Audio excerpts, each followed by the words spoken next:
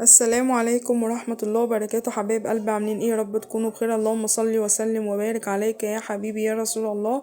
ألا بذكر الله تطمئن القلوب.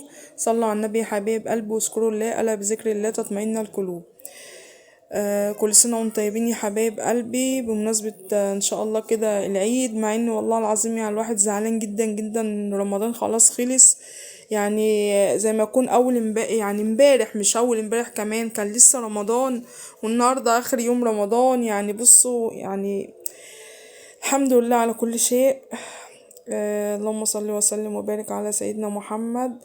اللهم يا رب تقبل صيامنا وصالح أعمال يا رب العالمين. اللهم لا تخرجنا من رمضان إلا وقد غفرت لنا وكتبت لنا من المقبولين.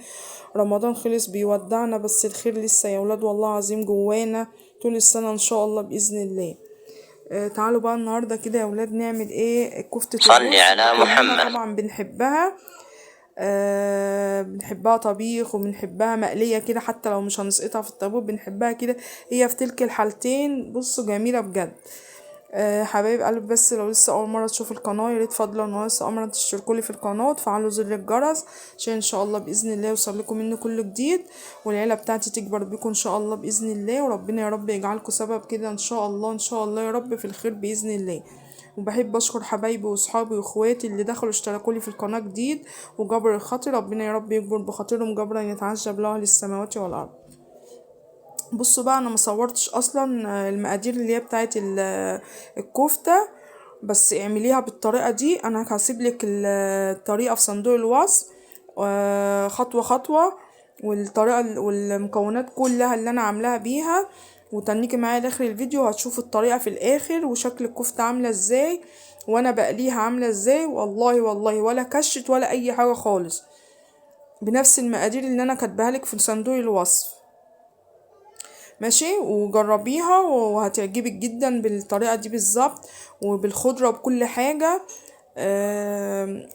اللهم صل وسلم وبارك عليك يا حبيبي يا رسول الله. هسيبلك ان شاء الله باذن الله الطريقه في صندوق الوصف، وشوفيها وجربيها، ولو جربتيها وطلعت حلوه معاكي اكتبيلي في التعليق ايه رايك فيها. ماشي، انا هنا اهو زي ما انتم شايفين اهوت. طبعا انا كنت جايه طبعا بعد ما عملتها جايه متاخره، فانا عملت حته صغيره منها بس كده وايه، وسبت الباقي هعينه في الفريزر. ماشي، زي ما انتم شايفين كده انا عامله الصابع، شوفوا هي قد ايه.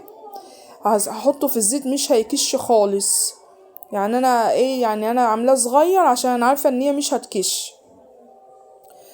صلوا على النبي كده يا حبايب قلبي واذكروا الله. اللهم صل وسلم وبارك عليك يا حبيبي يا رسول الله. هنا بقى نورة هي اللي قاعده بتعمل معايا على فكره، بس طبعا ايه كانت مشمره ايديها ومش هينفع ان انا ايه يعني اسيب ايديها كده باينه. انا بقى حته الكفته بقى اللي في الكيس دي، هنا انا كنت قايله لنورة جربيها يا نورة كده، قامت بصراحه خدت صابعين جربتهم في الزيت، بصراحه عجبتني، فانا قلت ايه يلا نكمل بقى.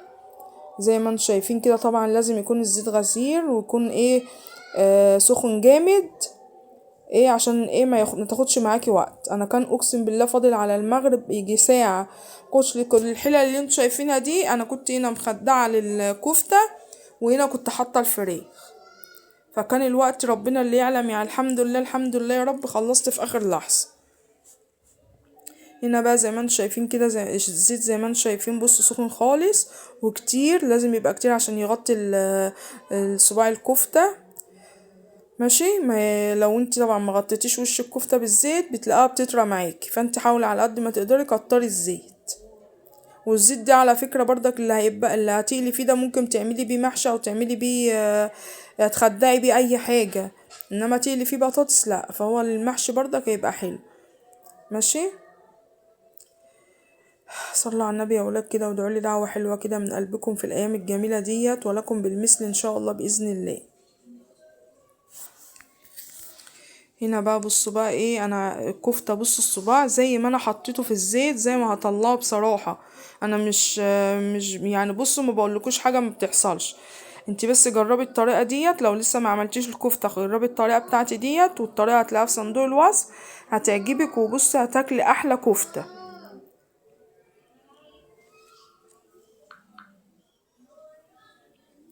كده بقى انا طلعت الملوه الاولانيه، بقى احط الملوه التانية، واخر ملوه خالص هعملها ايه اللي هي الكور دي، لان انا عندي العيال بيحبوها كور، مع ان دي زي دي بس هما بيحبوها كور يعني.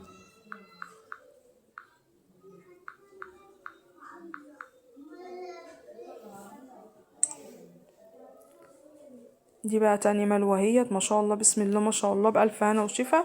انا عامله كيلو ونص كفته. ماشي، اقول لكم برضك كيلو ونص كفته يا حبايب قلبي عليه كيلو ونص رز، يعني الكيلو عليه كيلو. ماشي، الكيلو ونص عليه كيلو ونص رز، ولا تزودي ولا تقللي.